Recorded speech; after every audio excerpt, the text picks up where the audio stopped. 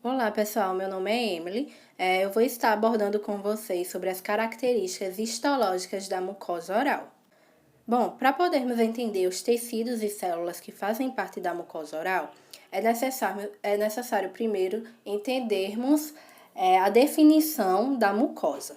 Quando começamos a analisar a parte histológica da cavidade oral, temos que entender que ela será revestida pela mucosa, que é o tecido que irá revestir todas as cavidades úmidas. A mucosa, ela pode ser encontrada em diversas áreas do corpo, como na cavidade nasal, na faringe e em todos os órgãos internos do nosso corpo. Vale salientar que a mucosa ela revestirá todas as regiões da cavidade oral, exceto pelos dentes. A mucosa ela vai ser formada por duas camadas de tecido de origem embrionárias distintas, sendo ela o epitélio, que vocês podem ver na imagem, essa parte mais superior, e a lâmina própria, que está localizado nessa parte mais inferior. O epitélio ele vai ter sua origem no ectoderma, enquanto a lâmina própria ela vai ter sua origem no ectomesêquima.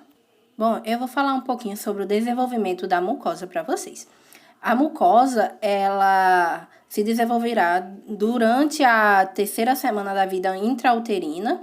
A cavidade oral primitiva ela vai ser revestida por um epitélio delgado e por um ectomesêquima subjacente. Durante a quarta semana, o ectomesêquima ele vai possuir um maior número de células indiferenciáveis. E já na sétima semana, ocorrerá a formação do sulco vestibular, que dividirá o epitélio oral e da nona semana até a 11ª, vai ocorrer a formação das papilas fungiformes e filiformes, e também será originado o palato. E, finalmente, aos 6 meses de vida intrauterina, a mucosa ela vai perder sua continuidade e formará um epitélio juncional, que unirá o esmalte ao restante da mucosa. Bem, a mucosa ela vai apresentar algumas funções e vai ser basicamente dividida em 3 tipos. Ela terá a função mecânica, de proteção mecânica, que agirá como uma barreira de defesa a agentes agressores, tanto mecanicamente quanto biologicamente. Ela também vai ter uma função sensorial, visto que possui receptores específicos aos estímulos térmicos e mecânicos, como o tato e a dor, e ela será variável de região para região. A função sensorial ela será muito mais alta nos lábios e na língua do que no restante da cavidade oral. A mucosa oral ela também terá uma função secretora, então se abrir os ductos salivares, tanto das glândulas salivares maiores quanto das glândulas salivares menores. Além disso, ao longo da apresentação, vocês também vão ver que a mucosa ela vai apresentar células que são especializadas em secretar muco, que é uma substância aquosa e meio espessa, comparada a outros líquidos corporais, que tem a função de dissolver os alimentos e fazer a proteção da cavidade oral. A cavidade oral ela vai ser dividida histologicamente em 3 áreas funcionais, ou seja, na boca vai haver 3 tipos de mucosa, sendo elas a mucosa mastigatória, que está especificamente localizada na gengiva e no palato, principalmente no palato duro. O outro tipo de mucosa é a não mastigatória, que possui função de revestimento e estará distribuída na bochecha, nos lábios e na porção inferior da língua. E por último, o último tipo de mucosa que podemos encontrar na cavidade oral é a especializada, que está especificamente na língua. Bem, quando entendemos que a cavidade oral ela é revestida pela mucosa, precisamos destacar que a mucosa ela vai ser formada por uma camada mais superficial, que é o epitélio, e abaixo do epitélio irá haver uma lâmina própria, que irá apresentar tanto uma camada submucosa quanto uma camada muscular. O epitélio da mucosa ele vai ser caracterizado por ser do tipo estratificado pavimentoso, que é caracterizado por ter várias camadas de células que podem mudar de forma conforme as diferentes alturas do epitélio. Bom, então basicamente o epitélio ele vai ser dividido em 4 camadas, como vocês podem ver na imagem numerado. A cada camada essas células elas vão possuir uma forma diferente, isso é uma característica bem importante desse epitélio. E esse epitélio e a lâmina própria, ele vai ter como limite aí nesse meio uma lâmina basal, que vocês também podem ver nessa imagem, que vai estar fazendo essa fronteira, vamos assim dizer, entre o epitélio e a lâmina própria. Outra característica desse epitélio é a sua constante proliferação, que serão originadas novas células na parte mais profunda, que é essa primeira camada, que está com o número 1 aí, e vai ocorrer uma descamação das células na camada mais superficial, que é a parte que está numerada com o número 4. Essa ação de descamação e de produção de novas células vai garantir a espessura do epitélio, sem que ocorra a produção exacerbada de novas células e que o epitélio ele adquira uma nova espessura. Bom, o epitélio ele vai possuir 4 camadas, né? Sendo elas a camada basal, que é essa camada mais profunda, número 1, a camada espinhosa, que vai ser essa camada de número 2, a camada granular, que vai ser essa de número 3, e a camada córnea, que vai ser a camada de número 4. Porém, uma coisa bem interessante desse epitélio é que a camada córnea e a camada granular, ela só vai estar presente no epitélio queratinizado. Então, no tecido oral, a gente vai ter o epitélio queratinizado e o não queratinizado. Então, só vamos ter as 4 camadas nesse epitélio queratinizado. No não queratinizado, a gente vai ver a presença de uma camada superficial, que vai basicamente substituir essa camada córnea e a camada granular. Mais pra frente, vocês vão entender melhor as diferenças entre esse epitélio e as regiões em que eles ficam. Vamos analisar essas camadas da parte mais profunda até a mais superficial. Então, a primeira camada que nós vamos analisar é a camada basal. Ela é formada por uma camada de 1 a 3 células, camadas de células, que vão apresentar formatos colunares ou cúbicos. Vocês vão observar na imagem essas células em formato cúbico, nessa parte mais profunda, onde está sendo destacado a camada basal. A camada basal, ela vai apresentar bastante laminina, que é um tipo de célula que vai garantir bastante resistência para o epitélio. Ela também vai conter colágeno nesta camada, do tipo 4 e do tipo 7. E essa camada, ela também terá uma grande atividade mitótica, que essa atividade mitótica ela vai dar origem a novas células epiteliais, que vão substituir as células mais superficiais, que vão morrendo ao longo do tempo. Bem, de maneira mais sucinta, as células filhas resultantes dessas divisões mitóticas, dessa atividade mitótica que vai estar acontecendo lá na camada basal, ela vai ter 2 destinos, que é permanecer no local, permanecer lá na camada basal, servindo como uma célula-fonte para novas divisões e futuramente, né, elas vão migrar para a superfície de forma progressiva, ao mesmo tempo em que elas vão sofrer um processo de diferenciação. Então, a cada camada que elas forem alcançando, elas vão ter uma modificação na sua forma. Isso é o que garante essa característica do epitélio de ter várias camadas com células em formas diferentes. Quando elas chegarem à superfície, elas vão se soltar da camada epitelial e essa descamação ela vai ser compensada pela produção de novas células lá na camada basal. E esse processo de produção e descamação ele vai manter relativamente constante a espessura desse epitélio. Acima da camada basal, haverá uma camada espinhosa, que vai ser formada de 3 a 8 camadas de células, com prolongamentos parecidos com espinhos. Por isso, é chamada de camada espinhosa. Vocês podem visualizar na imagem que ela realmente, as células da camada espinhosa, ela tem essa semelhança com um espinho. Ela é bem parecida e, por isso, o nome da camada é espinhosa. As células da camada espinhosa, ela tem a função de se diferenciar em queratinócitos. Então, a camada basal, ela vai fazer essa divisão da célula e na camada espinhosa vai começar essa diferenciação das células em queratinócitos. Os queratinócitos, eles vão estar presentes no epitélio queratinizado e eles são células que vão produzir queratina, garantindo a proteção do epitélio. Os queratinócitos, eles apresentam-se de forma achatada e são bastante unidos entre si, como vocês podem ver na imagem, essas células são bem unidas. A camada granulosa, ela vai estar acima da espinhosa. Vai ser na granulosa que ela vai possuir de 3 a 6 camadas de células. Essas células vão ser achatadas, como vocês podem ver aí na imagem. E dá para ver que essas células achatadas, elas possuem uma diferença significativa da camada espinhosa, que vão possuir células em formato de espinhos. Essas células da camada espinhosa vão ser mais alongadas do que na camada granulosa, que vão possuir esse achatamento. Essa camada possui bastante grânulos de queratina e eles vão possuir uma função de garantir impermeabilidade ao epitélio. Outra característica importante para diferenciar a camada granulosa da espinhosa é o fato dos queratinócitos eles serem maiores nesta camada. E por último, nós vamos ter a camada córnea, que é a camada mais superficial do epitélio. Antes de a gente começar a falar sobre a camada córnea, é necessário que vocês entendam que no epitélio oral a gente vai possuir dois tipos de epitélio. Tanto o queratinizado, que vai ser aquele que vai possuir as 4 camadas que eu falei lá no início, e vai ter o não queratinizado, que não vai possuir 2 dessas camadas, sendo elas a camada córnea e a camada granulosa, porque a camada córnea ela é extremamente rica em queratinócitos, assim como também na granulosa, e devido ao epitélio não queratinizado ele não ter essa porção queratinizada, essas 2 camadas elas não vão estar nesse epitélio não queratinizado. No tecido epitelial dos lábios, da parte inferior da língua e nas bochechas, a gente não vai ter a presença da camada córnea nem da camada granular, porque o tecido presente nessas áreas vai ser o não queratinizado.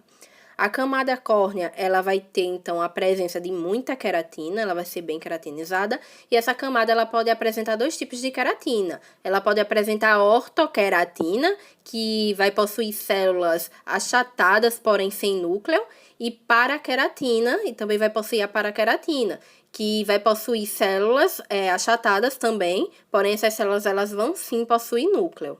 Bom, eu coloquei essa imagem para vocês que destaca bem as 4 camadas presentes no tecido epitelial pavimentoso estratificado queratinizado, tá? Nesse tecido aqui vai haver as 4 camadas, onde a gente tem a camada basal, que vai estar realizando sua atividade mitótica, que vai estar produzindo novas células. A camada espinhosa, que vai ter essa aparência, né, com as células em formatos de espinhos. A camada granulosa, que a gente vai ter bastante grânulos de queratina, lembrando que a granulose e a córnea só vai estar presente nesse tipo de tecido. E vamos ter a camada córnea, que ela vai ter essa aparência mais transparente, ela fica mais bem visível na lâmina. E essa transparência é devido à presença de queratina que tem nessa camada e devido à descamação das células que vão estar ocorrendo nessa camada. Bom, como eu já havia falado anteriormente, a gente vai ter 2 tipos de epitélio na cavidade oral. Vão ser eles o epitélio queratinizado e o não queratinizado. O queratinizado ele vai ter a presença dos queratinócitos, né, que produzem queratina, estão em maior número no epitélio. Os queratinócitos eles vão ser formados e diferenciados ao longo das camadas, começando na granulosa e terminando sua diferenciação na camada córnea. E vai ser justamente nessa camada córnea que vai ocorrer a queratinização, que é quando ocorre a morte das células de queratina, formando a descamação. Essa morte é um tipo de morte natural dessas células que vai ocorrer ao longo do tempo. Essa produção de queratina, ela vai ser feita por esses queratinócitos, que vão garantir uma maior proteção e impermeabilidade para o tecido epitelial. Vale salientar, né, que os queratinócitos eles vão estar presentes apenas nos epitélios que sofrem atrito. É por isso que na cavidade oral temos essas células mais presentes na gengiva, que é onde ocorre um maior contato com o alimento através do processo de mastigação, e também no palato duro. Já no epitélio não queratinizado, a gente vai possuir células diferentes dos queratinócitos. A gente vai possuir células de melanócitos, células de Merkel e células de Langerhans. Os melanócitos eles vão estar mais presentes na camada basal e eles formam os pigmentos de melanina, estando em maior número na gengiva e na mucosa alveolar. A melanina ela vai ser produzida, né, pelos melanócitos e vai ser transferida pelos queratinócitos. É justamente ela que vai dar essa coloração avermelhada para a mucosa oral. Os melanócitos eles vão apresentar retículo endoplasmático granular e um complexo de Golgi bem desenvolvido. O complexo de Golgi vai ser o local de origem dos melanossomas, que vão ser grânulos que contêm o pigmento de melanina. Além dos melanócitos, também vai haver as células de Langerhans, que serve como uma célula de defesa, porque ela vai apresentar bastante linfócitos do tipo T, que vai garantir uma resposta imunológica. Essas células, elas são originadas da medula óssea e vão estar presentes na camada mais superior do epitélio. Elas são mais numerosas na língua e no assoalho bucal, e é importante destacar que essas células elas não vão possuir uma capacidade fagocitária.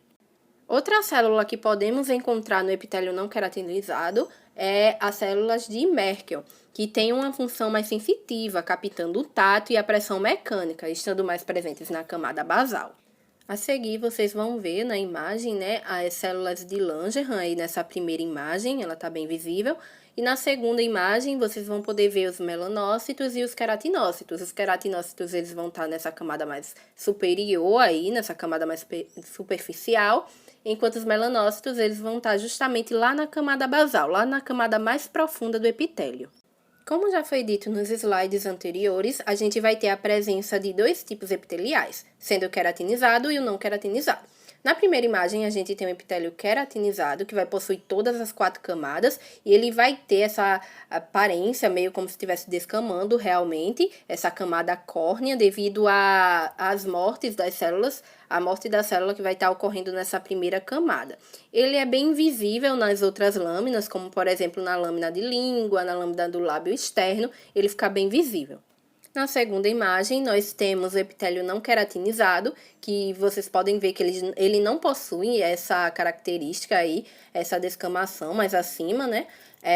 Ele não possui essa camada córnea, a camada granular, possuindo apenas uma camada superficial. Então, a gente até pode perceber que não há a presença da queratina, dessas células dos queratinócitos nessa área. Abaixo do epitélio, vamos ter a lâmina própria, que é um tecido conjuntivo que vai apresentar tanto uma camada submucosa quanto uma vascular. E nessa lâmina própria irá haver uma quantidade considerável de colágeno, que dará resistência ao tecido. Também vai haver elastina, que vai garantir a elasticidade do tecido. E também vai conter fibroblastos, mastócitos e macrófagos, que vão ser células de defesa. Também vai haver vasos sanguíneos que vão garantir a nutrição tanto da lâmina própria quanto do epitélio. Lembrando que o epitélio ele não possui vasos sanguíneos, a sua nutrição ela é feita através de difusão e de osmose a partir desses vasos sanguíneos presentes na lâmina própria. Além dos vasos sanguíneos, também haverá a presença de nervos, que garantem a sensibilidade da mucosa, e por último, também haverá a presença dos vasos linfáticos, que vão garantir a drenagem da mucosa. A lâmina própria, ela vai ter uma porção papilar, que está em contato com o epitélio, apresentando papilas dérmicas, então essa parte que está mais próxima ao epitélio. Essas papilas dérmicas, elas vão fazer a aderência, né, do tecido conjuntivo com o epitélio. Elas vão adentrar o epitélio, formando essa aderência para que os tecidos eles não se separem. Também irá haver uma porção reticular nessa lâmina própria, que vai ficar mais abaixo dessa porção papilar, onde vai estar presente as fibras reticulares, né, que vai haver bastante colágeno, elastina e fibroblastos. Bom, a submucosa, ela também vai estar logo abaixo, né, da lâmina própria, ela basicamente faz parte também da lâmina própria. Ela também vai ser constituída por um tecido conjuntivo, que irá apresentar um tecido adiposo, no caso gordura. Também vai apresentar as glândulas salivares menores, os vasos sanguíneos, né? Também vai ter nela vasos sanguíneos de menores calibres. Também vai conter fibras nervosas e musculares e ela se adere à mucosa no tecido adjacente, Ou seja, ela tem uma aderência muito forte tanto no tecido superior, que é o epitélio, quanto no tecido inferior, que vai apresentar o tecido muscular e o tecido ósseo. Bom, como eu já havia comentado nos primeiros slides, a cavidade oral ela vai possuir 3 tipos de mucosa. Vamos começar explicando sobre a mucosa mastigatória. A mucosa mastigatória ela vai estar localizada no palato duro e vai estar firmemente ligada ao osso. Ela vai apresentar um epitélio pavimentoso estratificado queratinizado e vai ser formado, né, por ser queratinizado, ele vai ser formado pelas 4 camadas. No caso, ele vai ter camada basal, ele vai ter a camada espinhosa, ele vai ter a camada granulosa e vai ter a camada córnea. Ela vai ser igual à camada da pele, esse tipo de epitélio, exceto pela falta da camada lúcida, que vai estar presente no epitélio da pele, mas não no epitélio da cavidade oral. Esse epitélio, ele pode ser paraqueratinizado e não queratinizado. Na gengiva, ele vai ser queratinizado. Já o não queratinizado, ele vai estar presente em algumas partes das gengivas, mais distantes do alvéolo. Então, quanto mais distante do alvéolo, esse epitélio ele vai ser não queratinizado. O queratinizado, ele vai estar presente nas partes mais próximas dos alvéolos. As células da camada córnea desse epitélio queratinizado, elas vão conservar seus núcleos, elas vão ser nucleadas, sendo então, elas vão ser automaticamente paraqueratinizadas, elas vão ser do tipo paraqueratinizadas. A mucosa mastigatória, ela vai apresentar também um tecido conjuntivo, que é a camada que vai possuir a camada papilar e a camada reticular. A camada papilar, ela vai apresentar fibras nervosas e vasos sanguíneos, que vocês vão estar vendo aqui aí na imagem acima, logo acima da lâmina própria, esse desenho, representa os vasos sanguíneos e essas terminações nervosas, tá? Que também vai estar presente no epitélio. Também vai haver a presença do corpúsculo de Mercer e de Merkel, que são componentes do sistema de receptores sensoriais. E também vai haver a presença da submucosa, que terá o tecido adiposo, que está na porção mais anterior do palato duro, e também vai haver as glândulas na porção mais posterior do palato duro. Também irá apresentar um colágeno mais espesso devido ao atrito que a área sofre por ter contato com alimentos, por exemplo, e também vai haver vasos sanguíneos, nervos e linfáticos. Essa primeira imagem, ela representa bem essa mucosa mastigatória, tá? Que vai apresentar o osso, onde vocês estão vendo aí nessa última camada. Também vai ter, esse osso, ele vai ser do palato duro e dos alvéolos dentais, tá? Também vamos ter a lâmina própria, que vai ser formada por uma camada muscular e também por uma camada submucosa. Vamos ter vasos sanguíneos, os nervos e vasos linfáticos. E por último, vamos ter, né, o epitélio, que vai ser formado pelas 4 camadas, já que ele é um epitélio queratinizado. Analisando o segundo tipo de mucosa que encontramos na boca, que é a mucosa de revestimento, ela é uma mucosa não queratinizada, então a gente vai ter no mastigatório uma mucosa queratinizada, enquanto no de revestimento ela não vai ser queratinizada. E essa mucosa, ela vai estar presente nos lábios, nas bochechas, no alvéolo, no assoalho da boca e na superfície inferior da língua e no palato mole, que vai ser formado basicamente por músculo e por úvula. Então, não confundam, o palato duro, ele vai ser revestido pela mucosa mastigatória, então ele vai ter um epitélio queratinizado. Já o palato mole, ele vai ser revestido pela mucosa de revestimento, então o epitélio vai ser do tipo não queratinizado. A mucosa de revestimento, ela vai ser mais elástica, ela vai ser formada por um epitélio, né, estratificado, pavimentoso não queratinizado, porém, em algumas regiões, esse epitélio ele vai ser queratinizado, como, por exemplo, nos lábios. O lábio, ele apresenta uma parte externa e uma parte interna. Ele tem essa parte de transição entre a parte externa e uma parte interna. E é justamente no lábio externo que a gente vai, essa porção mais avermelhada, que geralmente é onde a gente passa batom, que vai haver o epitélio queratinizado. Ele é queratinizado porque essa parte externa dos lábios, ele vai sim ter um forte atrito, já que ele é o primeiro contato que a gente vai ter com o alimento. Conforme esse epitélio ele for se interiorizando, né, ele for indo em direção às gengivas, o epitélio ele será não queratinizado, nessa parte mais interna do lábio.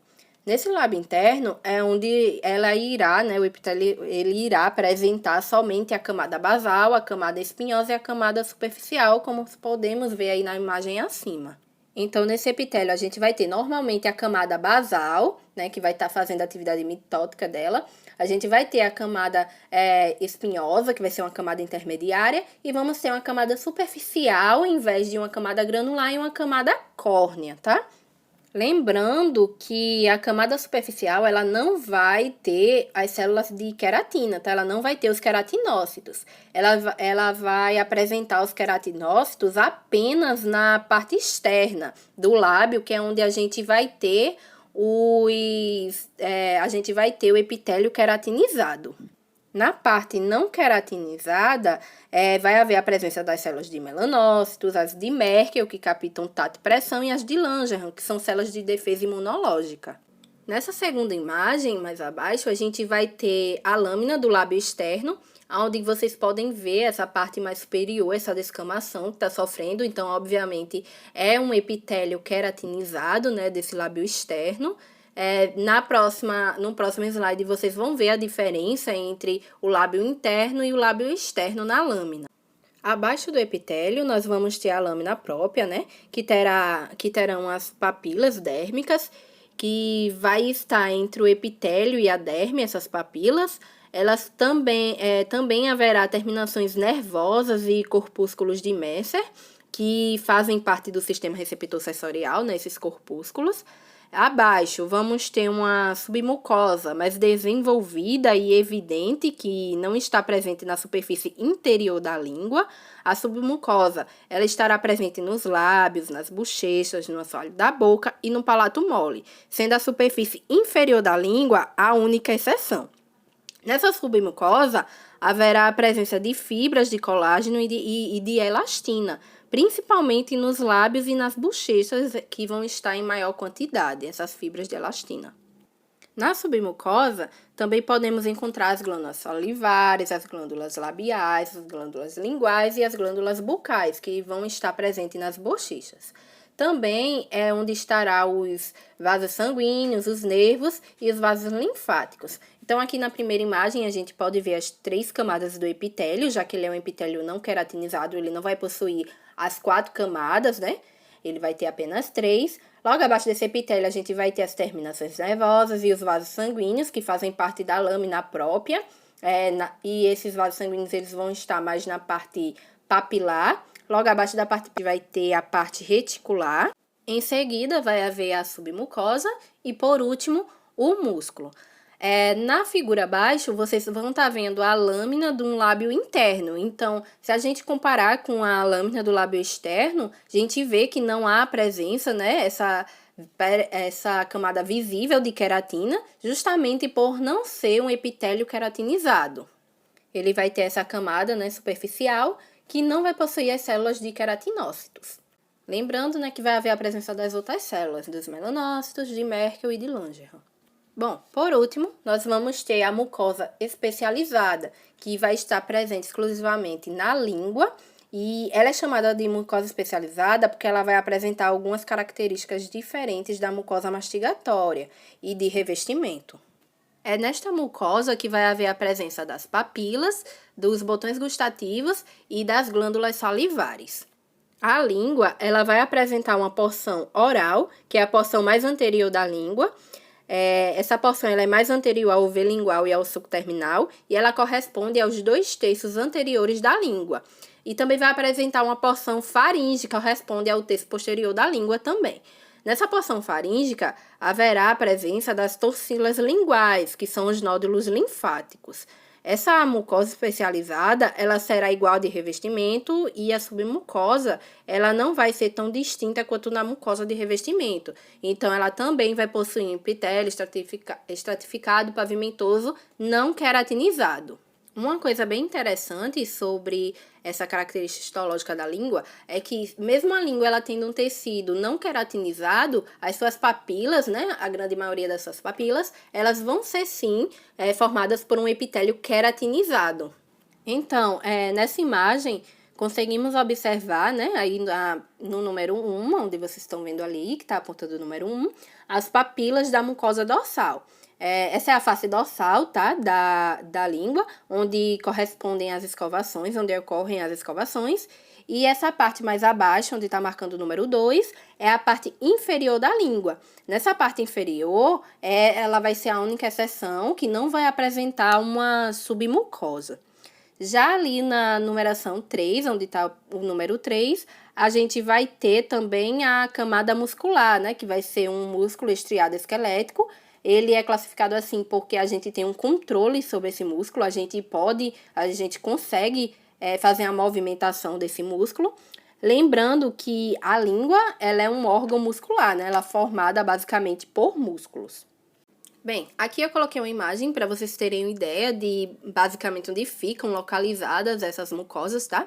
A mucosa de revestimento, ela vai estar mais aí na parte alveolar, tá, da gengiva, enquanto a mucosa mastigatória, vocês podem ver que ela vai estar presente nessa parte mais superior da gengiva, essa parte mais anterior da gengiva, e no palato, né? Já a mucosa especializada, né, ela vai ficar aí restrita à língua, ela vai revestir apenas a língua. Então, lembrando, a mucosa mastigatória, ela vai ser do tipo queratinizada, a de revestimento vai ser não queratinizada e a especializada também vai ser não queratinizada. A mastigatória vai ser a única que vai ser queratinizada devido à gengiva e o palato duro, que são os locais que ela reveste, possuir um atrito constante, no caso, com o processo de mastigação.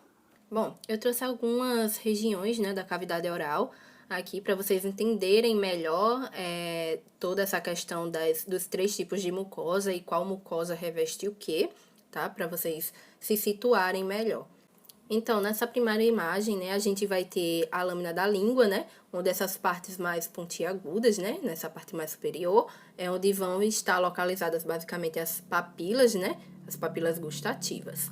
A língua, né, ela vai ser um órgão importantíssimo, né, que vai apresentar funções de gustação, fonação e deglutição.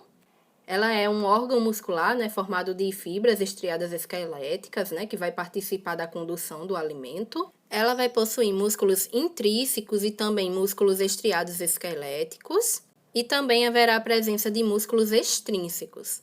E toda essa massa tecidual, ela vai ser recoberta pela mucosa especializada. Nessa lâmina, especificamente, que vai estar retratando mais a parte dorsal da língua, né?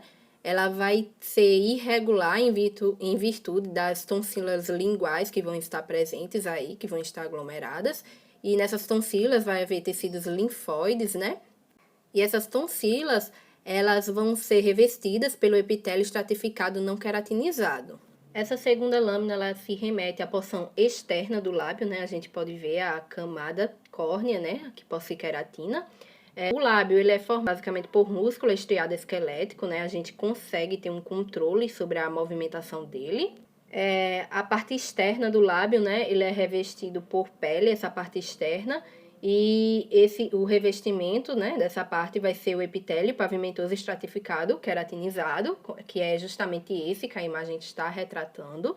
E no tecido abaixo do epitélio é possível encontrar pelos, glândulas sudoríparas e glândulas sebáceas. A porção intermediária do lábio, né, conhecido como a zona vermelha do lábio, ela apresenta um epitélio estratificado pavimentoso levemente queratinizado.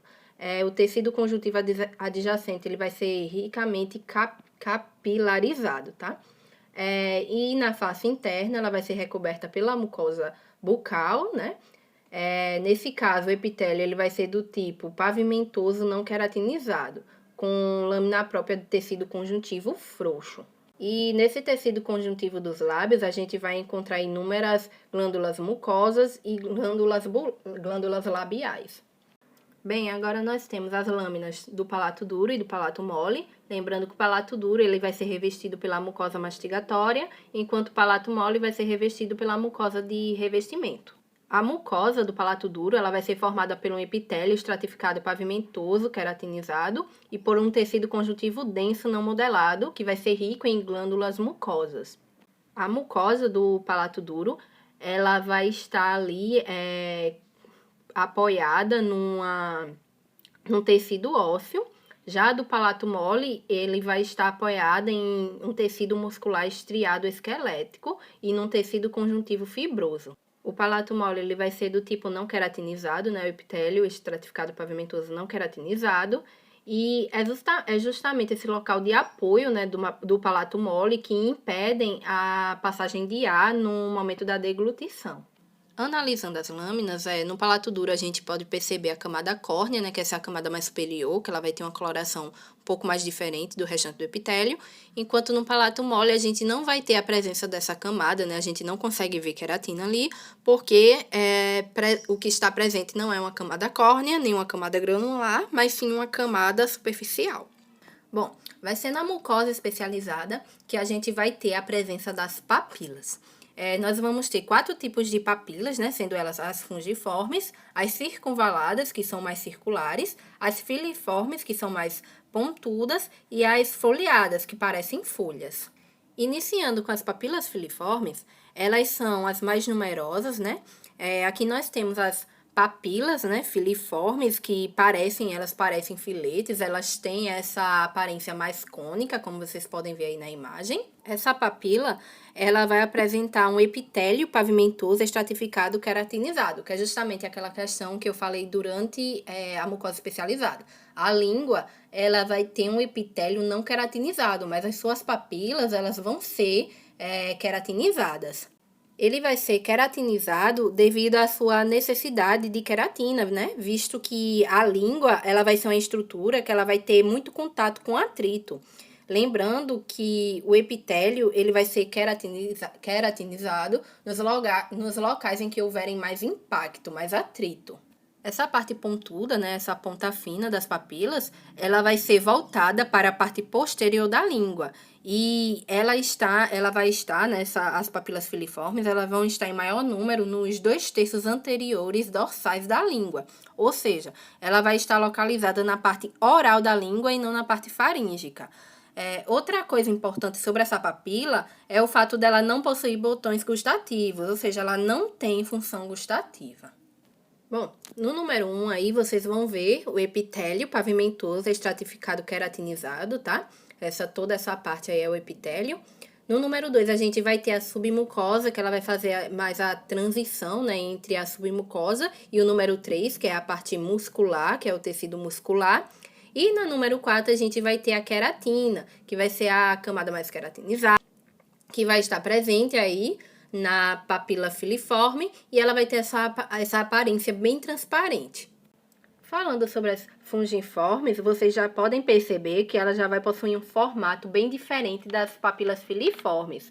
Ela vai ter a forma de um cogumelo, né, no dorso da língua, e ela vai ficar espalhada e isolada entre as papilas filiformes. Elas vão ser visíveis a olho nu e vão apresentar uma coloração mais avermelhada. Nessa papila, vai haver a presença de botões gustativos, que vai ser o que vai captar o gosto, né? E nas papilas fungiformes pode ocorrer, né, um processo de desautonomia familiar, que é quando essas papilas elas não vão apresentar esses botões gustativos e, por consequência, a pessoa ela acaba não sentindo, ela acaba perdendo o sentido do paladar. Analisando a imagem, analisando a lâmina, no número 1 aí a gente vai ter o epitélio estratificado pavimentoso queratinizado. No número 2 a gente vai ter a submucosa, né, que ela vai estar fazendo essa transição entre a lâmina para a parte muscular, né, da língua.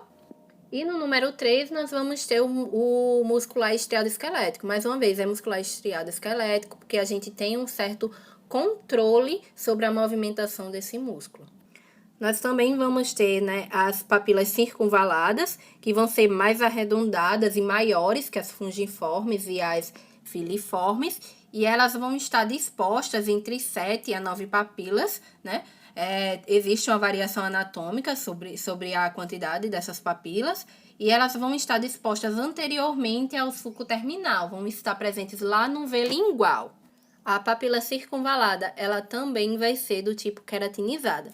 E nelas vai estar presente, né, vai estar presente a mucosa, submucosa, as glândulas de von Ebner, que são as glândulas linguais, vai ter também a presença de feixe muscular estriado, esquelético, né, e vai ter a presença dos botões gustativos e também vai ter a presença de um sulco circunvalador. Na imagem vocês podem ver, né, bem arredondada essa papila circunvalada. E onde vocês estão vendo, esses asteriscozinhos, vão ser as glândulas salivares. E por último, né, vamos ter as papilas folhadas, que são apresentadas como dobras, né, verticais. Elas têm uma forma de folha e vão estar localizadas nas bordas laterais, na parte de trás, né, da língua, na parte mais posterior. E essas dobras, elas podem variar, sendo de 4 ou 5 e podem possuir tamanhos e formas variáveis. Elas vão ser formadas por 10 a 20 cristas visíveis na superfície da língua e vão ser cobertas pelo epitélio não queratinizado. Vai ser a única papila que vai ser recoberta pelo epitélio não queratinizado. Elas vão possuir botões gustativos, né, que vão se abrir em fendas nas quais a saliva ela vai poder penetrar. Antes de começarmos a falar sobre papilas ou botões gustativos, vamos dar uma leve revisada, né, do que foi falado sobre papilas. Então, a gente observou que as papilas filiformes, elas são as mais pontiagudas, elas estão presentes nos 2/3 anteriores da língua e elas não captam gosto, pois não possuem botões gustativos, mas elas apresentam bastante queratina. Já as fusiformes, ela tem sim botões gustativos e estão na parte anterior da língua e ficam espalhadas entre as papilas filiformes e são mais visíveis a olho nu. E por último, nós vamos ter, né, também, a gente vai ter as papilas circunvaladas, que vão ficar próximas ao sulco terminal, e vamos ter as papilas folhadas, que vão se dispor em formas de pregas linguais. Os botões gustativos, eles vão apresentar uma forma oval. Na verdade, né, ele é um poro com uma abertura no formato oval. Vocês podem ver aí na segunda imagem, ele tem essa forma mais oval e acima vai ter uma aberturazinha pequenininha. Esses botões, eles vão estar presentes nas papilas, exceto pelas papilas filiformes, que não vai ter botões gustativos. Eles vão estar presentes na fungiforme, nas circunvaladas e nas folhadas. Além disso, também vão estar presentes na mucosa da faringe, lá na epiglote. Existem 3 tipos de células presentes nos botões gustativos. São elas as de sustentações sensoriais, que vão enviar microvílulos para esses poros gustativos. E a gente também vai ter as células basais, que vão estar mais periféricas a esses botões gustativos. Os botões gustativos, eles vão receber estímulos sensoriais que vão captar o paladar. No slide a seguir, vocês vão ter a ilustração, né, do botão gustativo, que vai ter essas terminações nervosas que vão garantir essa questão da percepção do paladar. Também vão ter as células, né, que vão tendo essa questão vão estar levando os microvílulos, né, até os poros gustativos. Na imagem mais acima, vocês podem observar, né, melhor a localização das papilas. Ali a gente tem as papilas circunvaladas, próximo ao sulco lingual, as folhadas nas bordas, né, nas laterais da língua, e as fungiformes aí espalhadas pelo dorso da língua. As papilas filiformes, elas não vão ser visíveis a olho nu. Após toda a análise, né, da mucosa oral, eu achei bem interessante trazer para vocês um caso clínico, né, envolvendo a região da cavidade oral, e eu escolhi um caso de leucoplasia, que vão ser manchas, né, ou placas esbranquiçadas que vão aparecer na boca devido a algum tipo de irritação crônica. E caso não tratadas, elas podem evoluir para um tipo de câncer bucal. A leucoplasia, ela vai se caracterizar, né, por uma lesão epitelial potencialmente maligna, causada por algum tipo de irritação crônica num revestimento da boca. As causas, né, dessa irritação, elas ainda não são claras, ainda não tem algum estudo que comprove as causas dessa irritação, mas elas estão associadas, né, de acordo com alguns estudos e alguns artigos, elas estão associadas por exemplo, ao uso do tabaco, e elas aparecem geralmente em homens acima de 40 anos. A leucoplasia, ela vai atingir principalmente a camada mais queratinizada, né, do tecido epitelial, por isso elas crescem geralmente, ela aparece geralmente na língua, no interior das bochechas e na gengiva. E ela vai se caracterizar pela aparição, né, de manchas e de placas brancas, que geralmente não vão ser dolorosas, essas placas. E a irritação, né, que provoca a leucoplasia, ela faz com que a atividade mitótica que acontece lá na camada basal, ela fique mais frequente. E a descamação que vai acontecer lá na camada superficial, ela não vai conseguir acompanhar essa produção de células da camada basal. Devido a isso, a camada mais superficial, né, ela vai começar a ser mais espaçada, ela vai ser mais larga, como vocês estão podendo acompanhar aí no quadro, né, nesse quadro de leucoplasia, onde a pessoa está ali com o epitélio dela normal, e conforme, né, essa patologia ela vai evoluindo, o espaçamento ele vai ficando maior, E as placas, né, essas manchas, elas vão aparecendo com mais frequência e ficando cada vez piores. Lembrando que o indivíduo, ele geralmente, ele não vai sentir dor nessas placas, mas elas vão ser um pouco duras, os locais onde essas placas ficarem dispostas. Algumas das alterações provocadas pela leucoplasia no tecido epitelial vai ser essa formação, né, aí, em formas de gotas, essas cristas em formas de gota na camada mais profunda, né, do tecido epitelial, na camada basal. E outra característica importante vai ser o pleomorfismo nuclear. Essas células, elas vão apresentar formas diferentes e elas também vão perder a forma achatada que elas têm. No caso desse paciente, vocês vão conseguir acompanhar, né, as manchas evoluindo conforme o espaçamento do epitélio ele vai aumentando, ele vai se dobrando cada vez mais. Caso a leucoplasia ela demore a ser diagnosticada e tratada, ela pode, né, evoluir para o câncer de boca. Bom, gente, esse foi basicamente todo o assunto, né, que eu queria passar para vocês. Eu espero que vocês tenham gostado e que ajude vocês a entender o assunto. E muito obrigada pela atenção.